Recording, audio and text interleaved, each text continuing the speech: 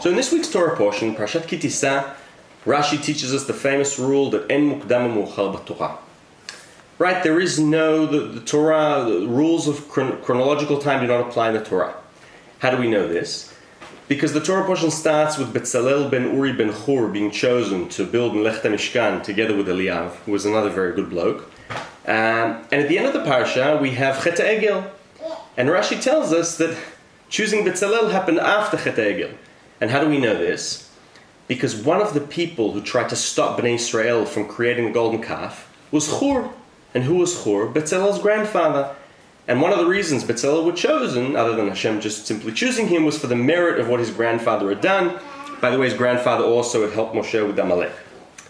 But then my question is, if we learn here that there is no chronological order, what is the order of things? And why is Parashat Tisa the way it is? And I think we can learn something fascinating from this.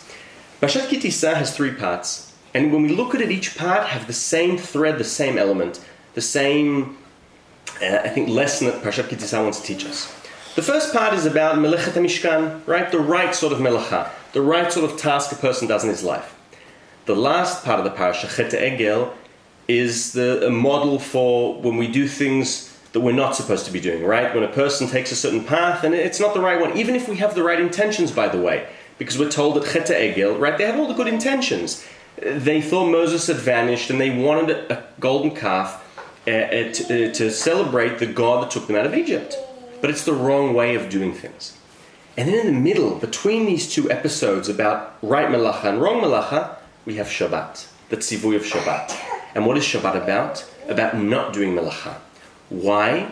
Because Shabbat is perfect. Shabbat requires nothing, right? 6 days God created the world, and then there's Shabbos. And Shabbos is a model for perfection. And where am I going with this, and how does this connect to melacha? Well, there are 2 key elements in this Torah portion, right, which combine melacha together. That is Shabbat and Tshuva. Where does Tshuva appear? Well, God forgave Bnei Israel for the golden calf. Not only did he forgive them, but the Luchot HaBrit that Moses had broken also are in Aron HaBrit. What do we have in the Mishkan, right, in the Bet HaMikdash? In Aron HaBrit, we not only have the new Luchot, but also the broken ones. And I think this is here to remind us of the importance of tshuva in a person's life. That you can be forgiven, but not only be forgiven, what does tshuva mean? Tshuva and Shabbat are the same root. Tshuva means when a person does the right sort of melacha, we are lashuvim. We are going back to our source, to the reason why we were brought to this world, and we are trying to perfect ourselves, much like Shabbat. A few thoughts on Tisa. Shabbat Shalom and Purim Sameach.